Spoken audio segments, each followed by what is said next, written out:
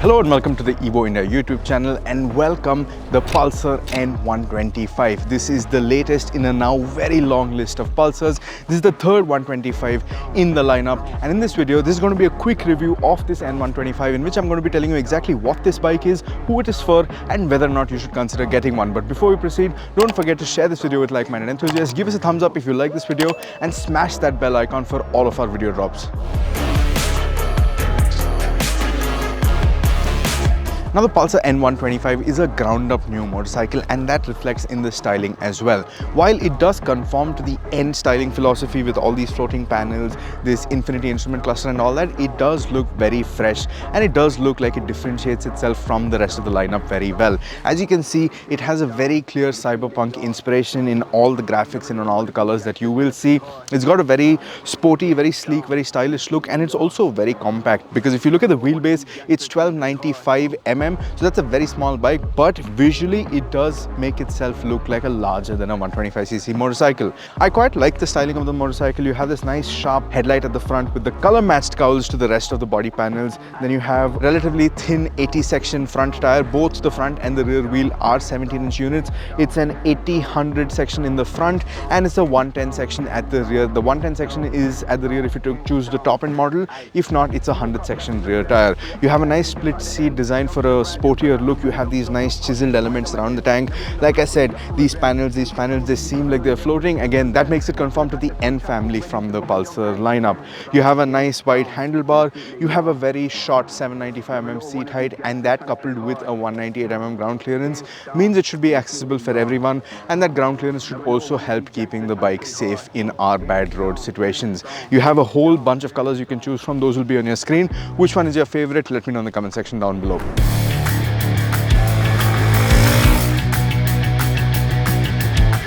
Now let's talk about the performance of this N125. Now, like I said, this is the third 125cc in the Bajaj Pulsar family, but the engine is all new. It doesn't share any parts or components with the NS125 or the classic Pulsar 125 either. Now, the bore and stroke do resemble the Freedom 125's engine a little, but Bajaj promises that this is an all-new engine, and that does make sense because the Freedom has been calibrated and designed to accept biofuels, especially CNG, and this is a petrol-only motorcycle. Now, to that end, this is a 125cc block. It's an almost over square engine if you look at the bore and stroke figures. Power figures stand at 11.87 bhp and 11 newton meters of torque. Now, in terms of the performance, it is pretty peppy for a 125cc. Now, Bajaj claims that the primary rival of this motorcycle is the TVS Raider, and to that end, it does feel very familiar in the sense that this is not just a commuter. It's a sporty offering to what a commuter should be, and that has been done to make it more appealing to the youth and for someone just coming out of college getting their first bike. So this engine has been calibrated with that in mind. It is mated to a 5-speed gearbox. The gear shifts are very tactile, very smooth, and that is also aided by a very light clutch pull. Now, Bajaj claims that the energy or the effort that you need to activate the clutch is almost half that of any of its rivals, and upon using it, it does feel very easy to operate, and that also helps in making the shifts feel butter smooth. Now, in terms of performance, the claimed figures are a 6-second sprint to 60 and a top speed of around 95 kilometers per hour. Well, we rode only on the go-kart track and in the crowded streets of Pune, so I couldn't really verify the top speed, but it does feel like it can accelerate to that figure. In around third gear, somewhere near the red line, I could see around 70 on the speedometer. And in terms of refinement, it is a very refined engine. It's only when you're really chasing the red line where you will feel some sort of vibration. Cruising is comfortably dispatched at around 80 kmph in 5th gear. You can sit there all day long. The engine is relatively unstressed, and even the instant fuel economy readout is reading a very positive between 40 to 60 kmpl figure basis where and how much you're opening the throttle.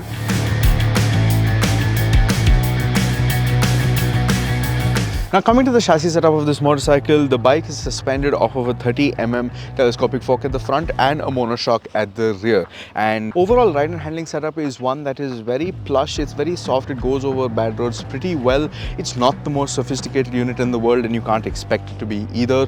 Now, in terms of how you interact with the motorcycle, like I said, it's a 795mm seat height, so most riders should have no trouble putting their foot down at all. I'm on the center stand right now, and as you can see, I can comfortably flat foot on both sides despite the center stand being there. And despite such a short seat height, Bajaj has managed to achieve a 198mm ground clearance figure that is supposedly class leading. Now, like I said, you have fairly neutral mid-mounted foot controls and you're reaching out to a sort of wide handlebar. It's not extremely wide like you'd expect from proper committed street fighters, but it's not so narrow that you can't get the most out of the agility of this motorcycle. And coming to the agility, this is a very sharp motorcycle. The 1295mm wheelbase, the sharp brake, the skinny front tire all make for a bike that is very eager to change direction very quickly, but not at the cost of stability. So this doesn't feel like it's very twitchy. It does feel a little twitchy, but that's in a very nice way, in a manner that is not wanting to be just ridden very sedately. You can do that if you so choose to, but at the same time it's fun. It likes to move around, squirm around a little, and at this go-kart track I had quite a nice time riding this motorcycle. Now, braking comes from a 240mm disc at the front and a 130mm drum at the rear. There is no ABS available even as an option. This is a CBS system. Now, getting on the brakes, this, like I said, is a combi brake system, so if you are activating the front brake a fair bit, the rear will also get engaged. Now, the lever is a little hard to pull initially, but the braking performance is pretty good. And Bajaj, upon asking why there is no ABS, said that if there is the kind of demand for ABS, they can always make that and get that out in no time. But in most of their consumer research surveys for a bike of this class, people are not really looking for ABS because it also is a very cost sensitive market. In terms of handling, like I said, it's very agile, it's very nimble, but it is also stable while being just a little twitchy, reminding you that this after all is a Pulsar. Another thing that makes this Pulsar N125 very accessible apart from the seat height and the ground clearance is the fact that it tips the scales at just 125 kilos with a full tank of gas. And that makes this motorcycle extremely manageable and easy to ride. So all of it ties together very well to make it a very approachable motorcycle for someone who's just starting out their motorcycling career. And with the styling package that it is tied up in, it'll make for a very interesting and intriguing visual choice as well. Now, suspension travel is also 125 at the front and the rear, so I think 125 is a bit of a theme over here. Now, talking about the features, this is pretty bare bones, but it's not completely barren either. You do get a USB charging port for connecting your phone. This is the top-end variant, so that benefits from Bluetooth connectivity as well, but not for turn-by-turn navigation, more for phone notifications and such. Now, the top-end variant, it also benefits from an integrated starter motor system that enables silent start and an auto start-stop function as well.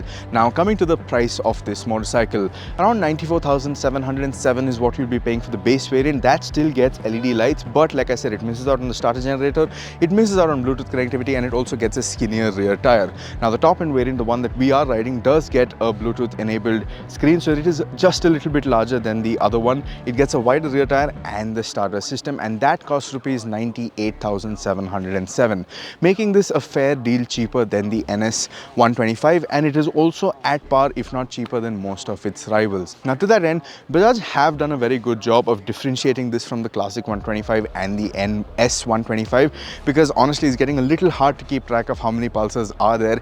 In fact, let's do a fun little thing. You go to the Bajaj website and tell me exactly how many Pulsars are there in the market, and I'll tell you whether or not you're correct or wrong. Now, coming to this motorcycle itself, we've spent a very short amount of time with this, so all my opinions are not completely formulated, but the initial impressions are that it is an engaging, exciting little motorcycle, and one that can proudly go head to head with the likes of the Extreme 125R and the TVS Raider. Now, how that fares is something we're going to find out only after a comparison test. Should we do that? Let us know in the comment section down below.